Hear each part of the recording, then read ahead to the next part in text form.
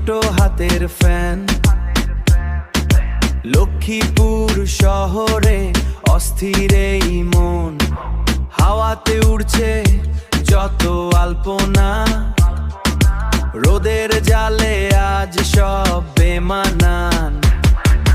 ছোট হাতের mini fan, charge থাকবে বেশিক্ষণ। ঠিকানা হলো লক্ষ্মীপুর দালাল বাজার, আহসান কোম্পানি মার্কেট প্রান্তর গিফট কর্নার।